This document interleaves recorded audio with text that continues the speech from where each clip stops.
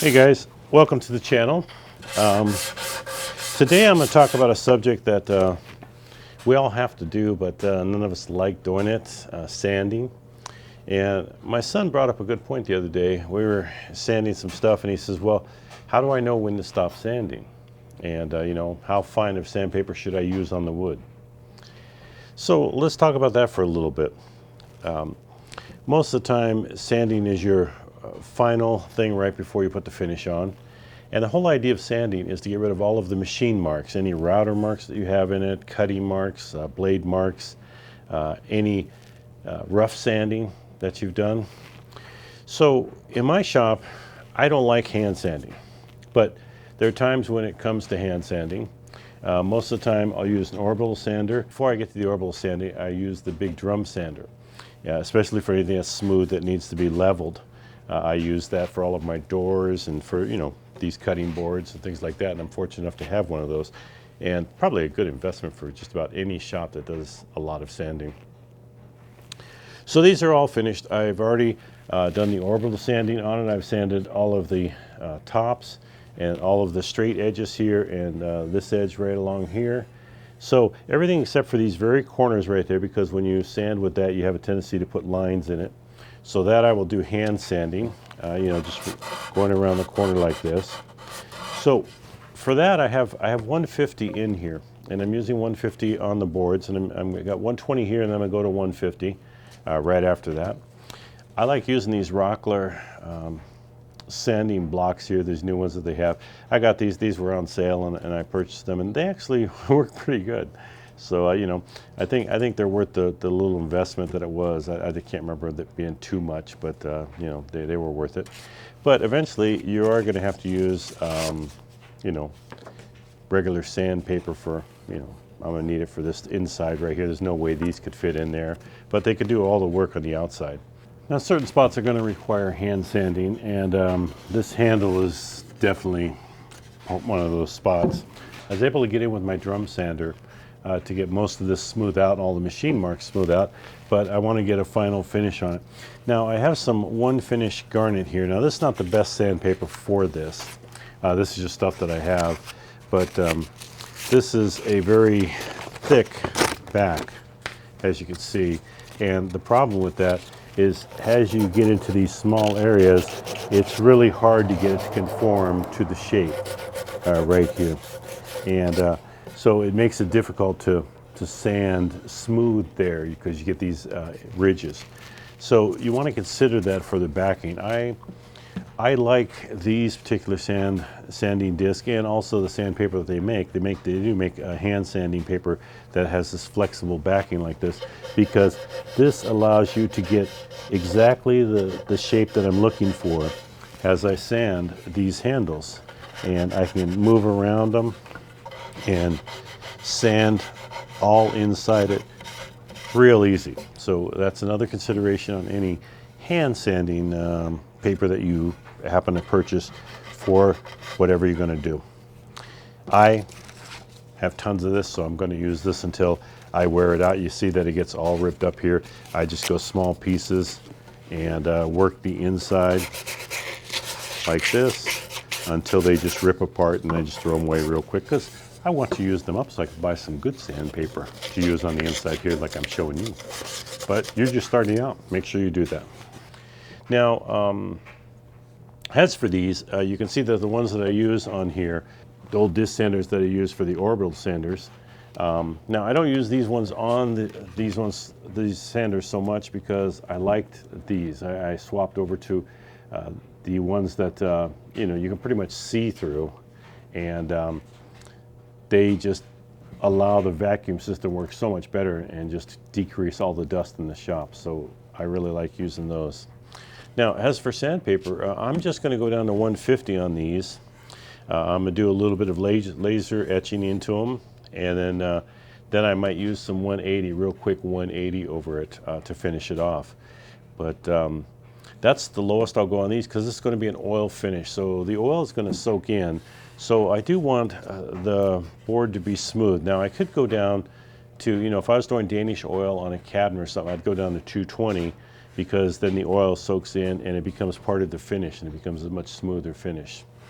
Now, if I was using a lacquer type of finish or a varnish type of finish, something that builds up, or a polyurethane finish that builds up on it, I would probably stop at 180. I don't think you need to go any more than that. You want to give enough roughness to the wood so that the paint, or well, I shouldn't say paint, that the finish has something to bite onto. So the finish wants to be able to grab onto something, and then it's going to fill it in somewhat. Now, oil doesn't fill it in at all. Oil goes over it. I shouldn't say at all. Danish oil fills it in a little bit, but mainly the thinking that you want to have is that the oil is not going to fill it in. The other finishes are going to fill it a little bit. They're going to make it a little bit smoother. And after those finishes come on, then you get a much smoother grit of sandpaper or material that you're going to use to level it out. So when you're sanding, all you're trying to do is get rid of all of the saw marks and the router marks, or any chip outs or anything along the edge. You want the wood to look like it is smooth, and no machine marks is what I mainly look for. So while I'm sanding, I go down to that grit, and that's how I sand. So when I'm sanding here, like when I was using the orbital sander here, I generally like to have the sun or bright light in the shop reflecting down. You can see I have a bright light coming across here for sanding. So this way I can look across here as I'm sanding and know that I got all the machine marks out. Now, this particular wood, this is ash right here, and ash has a very smooth part, and then it has a rougher part right here in the grain right there. It has little openings, just openings in the wood itself. So you really can't get rid of that. That's just part of the way the wood looks. Walnut is similar to that. Maple is a little bit more condensed, not quite as porous, so it closes up pretty easy. So like 150 is plenty, all you need on everything.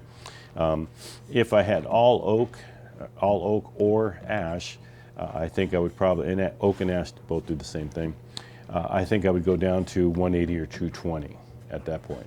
But overall, I think 150 is more than enough here. Once I oil it up, it'll look good. It's going to be used as a cutting board anyway, so there's going to be all kinds of marks on it afterwards. Or even if it's used as a charcuterie board, there's going to be some knife marks on it eventually, and some dinging as people move it around and bang it up and stuff.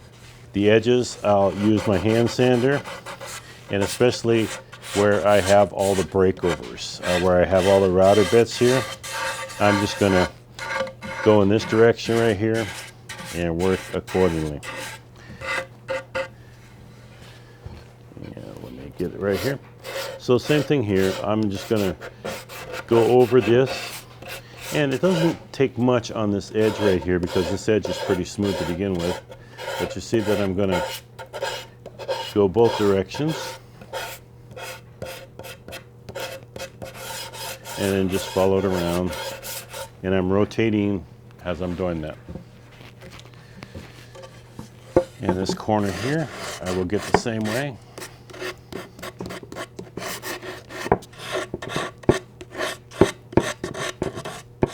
And the nice thing about doing corners like this as opposed to using the orbital sander is you have more control, so you make sure that you don't mess it up so much.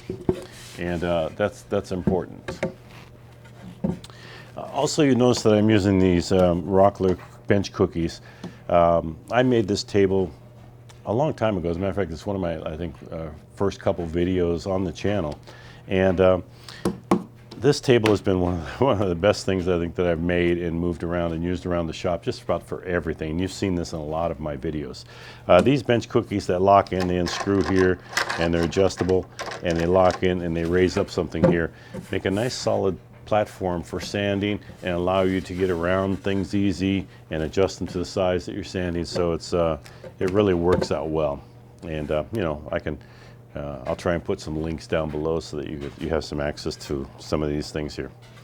But what else could I tell you? I'm not an expert on sanding, but I've sanded all my life in cabinetry and stuff. One of the things that we used to do, I don't use stain so much, so a lot of people ask me questions on stain, but I really don't use stain.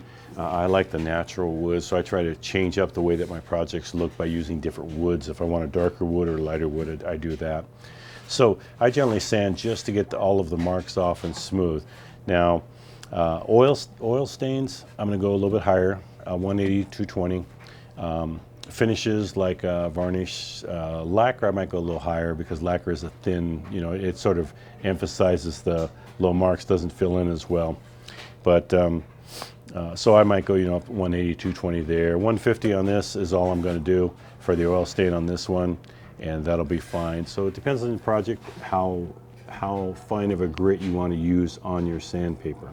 So I think the last tip that I can give you is that if you are going to use stain on wood, especially if it soaks in the stain quite a bit, let's say you used 150 on the flat part, go down to 220 or even 250, 280 on the edges, because the smoother the edges, the more that you've closed up those little cells, the finer grit that you use there is going to help prevent the stain from going in, soaking in so fast on the end grain. And of course there's a pre-treat that can help with your stain on the edges too, but that was a trick that I learned in high school that we did when we used to stain stuff, is that we always sand the edges to a finer grit than we did, especially in grain edges, than we did on the flat surface when we stained something. That way the stain would come out better, but now you really do have some additives and some pre-treat stuff that you can use before the stain to prevent that from happening, prevent it from blotching so much. So hopefully that this helps you out a little bit. I'm just sharing some of the information that I have on sanding and what I do on sanding, and now I'm going to spend an hour or two sanding the rest of these boards by hand and getting them ready for my oil finish. Thank you for watching on the channel. Hope everything is going well for all of you out there, and this is the end of the year. This is going to be my last video for the year, so I wish all of you a happy holiday season, whatever holiday that you celebrate, and also a great New Year's, and we will see you next year in 2024. Thanks for watching.